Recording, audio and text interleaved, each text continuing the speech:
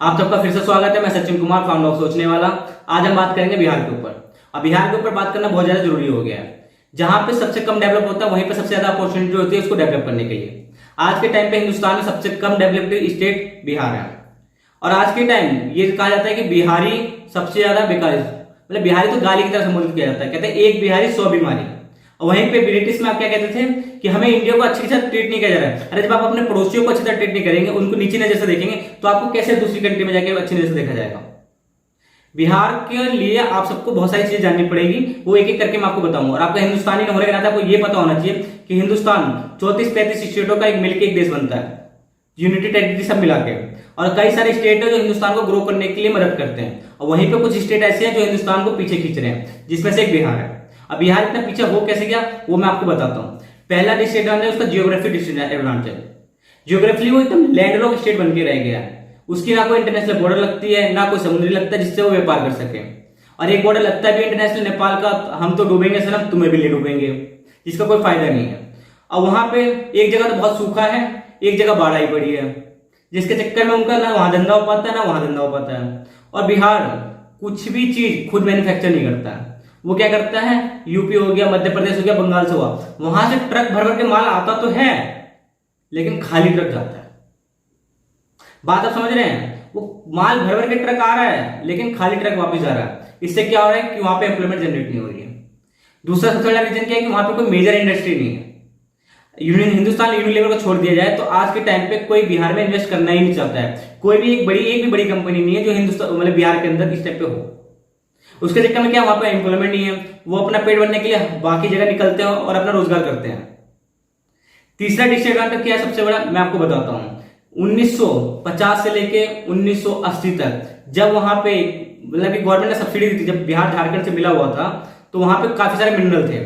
जब झारखंड से बिहार अलग हुआ था तो ये और सत्यानाश हो गया कि झारखंड में मिनरल थे, कोयला था, स्टील थे, काफी चीज थे। जैसे बिहार झारखंड से अलग हुआ, उसका स्टील चला गया, उसका मिनरल चला गया, सब कुछ चला गया। वही 1950 से लेके 1990 तक जो वहां की गवर्नमेंट ने मतलब हिंदुस्तान की गवर्नमेंट ने सब्सिडी निकाली थी ट्रांसपोर्ट को लेके, तो जो बाकी जगह कंपनियां थी तो वहां से मिनरल लेती थी और अपने यहाँ जाके उसको बनाती थी। आप मान लीजिए वहां से भुट्टा उठा रही है पॉपकॉर्न के लिए, मतलब भुट्टा उठा रही है, वहां पे जाके पॉपकॉर्न बना के बेच रही है, तो बिहार को क्या मिला? कुछ नहीं।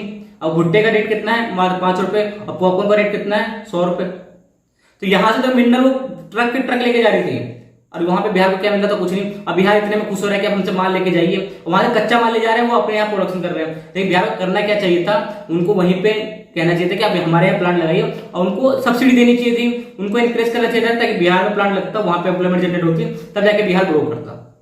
लेकिन बिहार में ध्यान नहीं दिया गया। चौथी चीज है कि वहां ना लोग मेंढक के कुएं हैं, मतलब कुएं के मेंढक हैं। इसका क्या मतलब हुआ? वहां के लोगों को लगता है कि जो भी चीजें आईएएस है, आईपीएस है, आईआरएस है, इन्हीं चीजों पर ध्यान है। इसके अलावा उनको लगता है कि इसके आगे दुनिया ही नहीं है। उनको सिर्फ सरकारी नौकरी ही दुनिया लगती है बिहार के लोगों को, उसके अलावा उनको कोई दुनिया नजर नहीं आती है। अरे जो भी किसी से पूछो तो आईएएस बनना है, आईपीएस बनना, आईआरएस बनना है। इसका रीजन क्या है? उनके यहाँ से मतलब कि मेंटली ब्रेन वॉश किया गया। बिहार में कभी बिजली नहीं थी, वहां पे जो आईएएस अधिकारी है, आईपीएस अधिकारी है, देखा पूरे गांव में बिजली नहीं है, लेकिन आईएएस अधिकारी के घर में सरकारी पैसों से जनरेटर से 24 घंटे बिजली दी जा रही है, उनकी इतनी फैसिलिटी दी जा रही है। तो उनके माइंड में सेट हो गया कि लाइफ में कुछ करना है तो आईएएस बन के करना, आईपीएस बन के करना, आईआरएस बन के करना। तो वो कुएं के मेंढक बन के रह गए कि उनको सरकारी नौकरी के अलावा पूरी दुनिया में कुछ नहीं दिखता है, जो कुछ भी है वो सरकारी नौकरी है।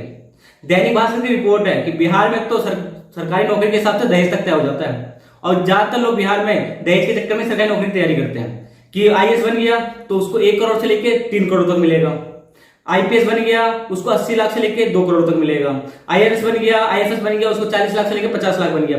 इसमें भी एक कमाल की बात है, जो छोटी जाति का है उसको 40 लाख तक, और जो बड़ी जाति का उसको 80 लाख तक, और जो उसके नीचे आईपी मतलब पीसीएस है, ये सब है, उनका ये सब रेट है। और जो पियोन तक है उसको भी 5 लाख रुपए आराम से मिल जाता है।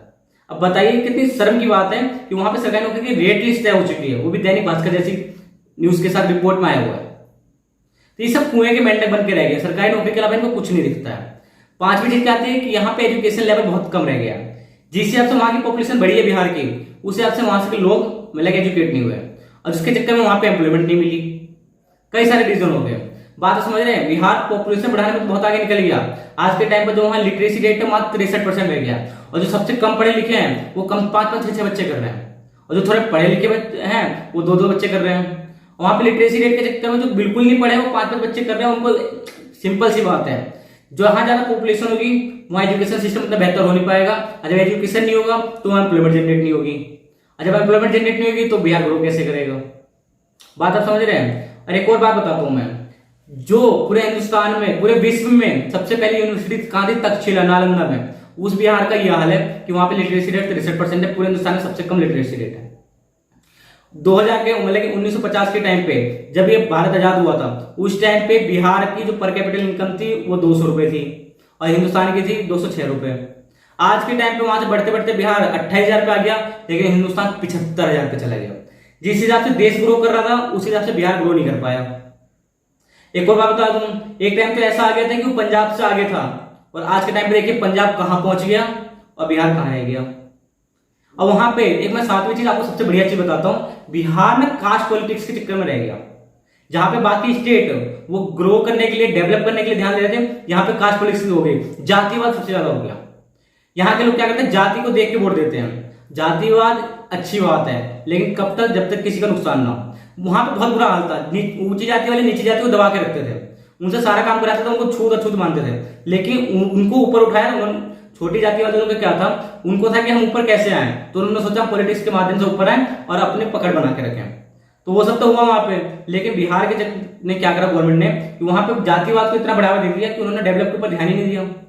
और एक और भी बात है, बिहार में 40 साल के अंदर वहां पे 23 मुख्यमंत्री बदल गए, जिसमें से एवरेज 1.5 साल आती है।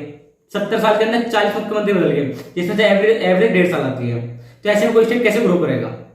1991 में जब आप पूरा हिंदुस्तान मतलब दुनिया से जब कंपनियां आ रही थी, इंडस्ट्रियलाइज हुआ, तो वहां पे सारे स्टेट क्या सोच रहे थे कि हमारे यहाँ कंपनियां आए, हमारे यहाँ इन्वेस्ट करें ताकि ग्रो करें। लेकिन बिहार तब भी जाति वाले फंस के रह गया, जिसके चक्कर में आज बिहार इतना डाउन रह गया। मैंने आपको कई सारी बातें बताई जिसके चक्कर में बिहार ग्रो नहीं कर पाया। तो हम सबकी जिम्मेदारी है कि हम बिहार को ग्रो करें। बिहार के हर बंदे को पता होना चाहिए कि बिहार ग्रो कैसे करेगा, उसका पीछे होने का रीजन क्या है। तो इसके लिए आपको बस एक ही काम करना है, इस वीडियो को लाइक शेयर एंड सब्सक्राइब करना है। जितना हो सके हर बिहारी आदमी को ये वीडियो पहुंचानी है। मैं खुद एक बिहार का हूं, और जितना हो सके पूरे हिंदुस्तान में वीडियो फैला दीजिए, ताकि सबको इस तरह ट्रीट ना करें कि बिहारी एक शब्द एक गाली लगे। जैसे आप हिंदुस्तान में पहले विदेश में जाते थे ना, तो कहते थे इंडियन, तो गाली लगता था। आज के टाइम पे बिहारी शब्द वही हो गया। तो हम सबको एक कल्चर बनाना पड़ेगा कि जो सबसे कमजोर है उसको हाथ पकड़ के उसको ऊपर लेके आना पड़ेगा। कि कोई भी स्टेट अगर भारत को ग्रो करने के नहीं कर पा रहा है, उसको पीछे खींच रहा है, तो हम उसको ग्रो करके उसको साथ में लाएंगे ना, ताकि देश हमारा एक साथ ग्रो कर पाए। तो इस वीडियो को फैला दीजिए, हर एक बिहारी बंदों को वीडियो देखना चाहिए और पूरे हिंदुस्तान के बंदों को वीडियो देखना चाहिए। तो हमारे चैनल पे बने रहिएगा, हमारे चैनल को लाइक शेयर एंड सब्सक्राइब जरूर करिएगा। धन्यवाद।